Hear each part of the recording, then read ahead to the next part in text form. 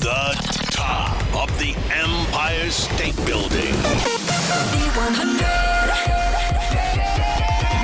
Welcome on a Z100 Artist Interview Lounge. I'm Crystal Rosas. They are redefining what it means to be global icons. These members representing cultures from all over the world, and they are making history. Their debut EP broke numbers.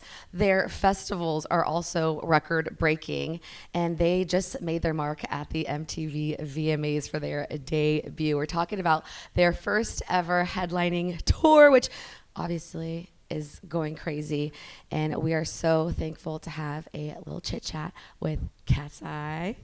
Hey, hello. That was such high praise. Thank you. I know. I know. I was like, wow, that was amazing. That was you, ladies.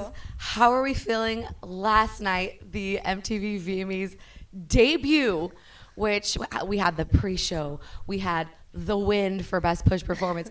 This is insane. Like, how are you feeling now, the day after, reliving everything from last night? I feel like we all are just like, oh my God, like we're still really in shock. I feel like even just being at the VMAs last night was just a dream come true, but with the performance, with winning the award, like it was just like so much at once that like I think we're still just processing it.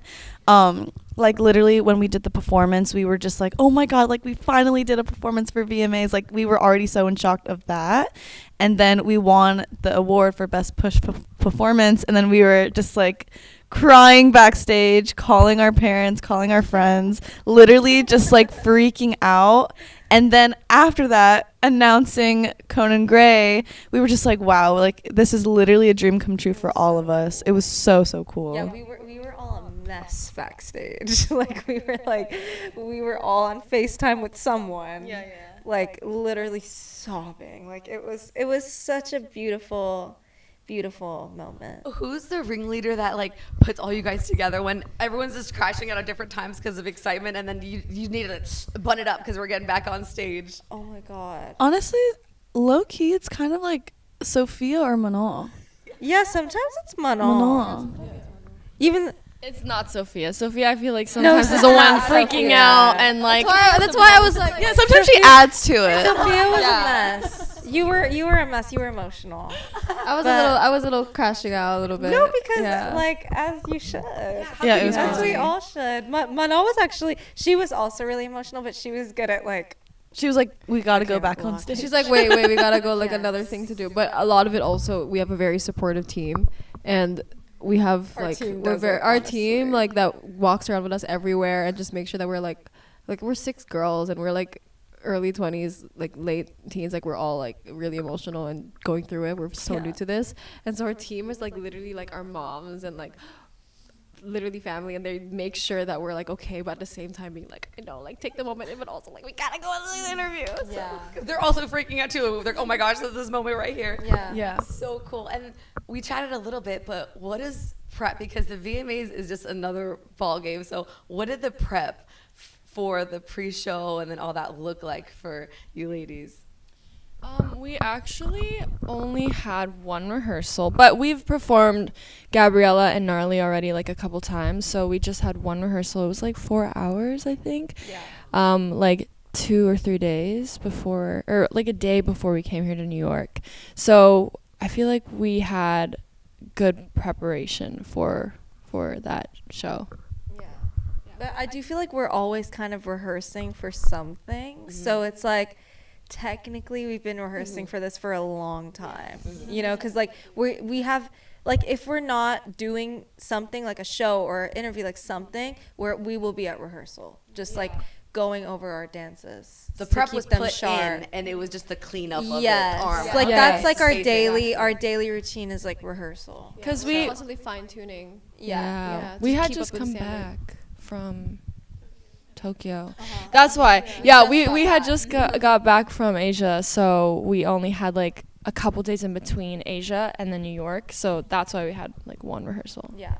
And we saw it and we lived it, and everyone was so geeked, and we saw so many fan reactions on TikTok too. Really? Yes, they're going crazy. And what was also fun to see is that we saw a lot of side by sides when performers would go on stage, or when they would go to present, there would be like the camera on you guys. What did you see that? I didn't know. I didn't know. We had no idea that the camera was like on us so much. Yeah. And They really could have caught us lacking. I know Like, they didn't. Like they they said could've. 8 for every single one that like they're giving when he's be given. And the main one that I cannot stop seeing is like our reaction to Tate McRae, because I'm obsessed with her. I listen to her every single day. Like she is like such a main pop girly right now, and watching her perform, literally could not like close my mouth. were 'Cause I gonna, was like, just throw gagged. Like, And it I was like crazy. was just so mesmerized, and I had no idea that we had no idea the cameras were on us like that. And we went backstage, and I went up to Tate, and I was like, "Girl," I like was literally like, and then she's like, "Girl, my team just showed me a video," and I was like, and she's like, "It's going viral," and I was like, "What do you wait? What do you mean? What do you mean? What do you mean? What did I do? What did I do?" Reaction. It was crazy, but that was our genuine reaction, Yeah, and it was well deserved. She killed it. Like world-class what the performance. heck? We gotta get sand on the stage for y'all somehow. I don't know, but we gotta get. I'm so inspired. I know. I Right? know. I remember Yoon Chae came to me after, and she was like, "Wow, like I'm her biggest fan now." She Like literally was she just yelling made at her me after. biggest She was fan. like, "I'm such a Tate fan right now. Like she's amazing." That is so cool that these huge icons that you are fans of are also fans of you guys. It's so Oh, It's so weird. right? And then we just love seeing your fan interactions too. And you guys have some wild fan interactions because they just go in. Have you had any recently that have just kind of shook you in the best of ways? I saw Sophia yesterday, like yelling. Can I give the lore? Yes. You know who I was doing that to? No, I saw. I was doing it to Manon. Yeah, you No, were I doing it saw. to Manon. What? Yo, it was Get Danny. No, it was She was doing like, it to chilling. Manon. Because Danny and Manon like went backstage for a little bit. I also saw a whole video of like us sitting, and then there were 2 other girls who were sitting next to us, and they were like, "Oh, it's KATSEYE," but that's not Danny and Manon. And then there are like backstage cameras at the VMAs, right? And you could see Manon and Danny's whole journey trying to come back. I saw there's a TikTok somewhere out there where they made. I have to send it to you later. I'll send it to the group chat. But there's a whole like storyline of you 2 trying to get back into the venue, and you guys were like backstage. Wait. Did they get a clip of us running away? Because I was like peeing my pants. I was Yeah, running. there was and I a was clip like of you running wobbling away. because I couldn't hold in my pee. And I was like, I hope they don't get this on camera. It's real. It's real. They did. It's real. I had to go. I couldn't wait. But when they made it back in, I was like, I saw Manon, and I was trying to act like a fan and try to kind of recreate what the fans usually do to us, because the fans love to do our choreography and just look at us. I saw somebody like deep in the VMA crowd, and they were like this. Oh my god, I saw that too. Did you see that? Girl, I saw one of Tate's dancers on stage doing the milkshake. Yeah, the choreo. gap. like before. When they were setting up. Yeah. Validity. That's how we The spot. validity. Yeah, it That was is so cool. So cool. And obviously, we have to talk about the EP. Congratulations. Thank you. Debuted number 4 on Billboard Hot 200. Like, how do you feel that your just debut is hitting those numbers? I think the fact that we're just like achieving all these things in literally like like a year of like becoming a group is, I'm just like, what? Like in shock. It's surreal. It's amazing. We're so grateful, but we've put in so much work, and I don't know, it feels so good. It just feels so good, and we're so proud of ourselves and everything that we've been able to do and achieve. And yeah, the fact that we have like our album, sorry, I'm like in shock. Like our EP, like being number 4. Cut that out. Edit that out. Wait, edit that out. It is funny. No, but basically what I'm trying to say. Exactly. We love you, icons. I'm stuttering. I'm sorry, I'm stuttering. No, but our EP You got being it. number 4 is wow. You tell him. It's wow. It's What she just said. wow. Well, Beautiful Chaos, I mean, we have to talk about it. What does that mean to you, ladies?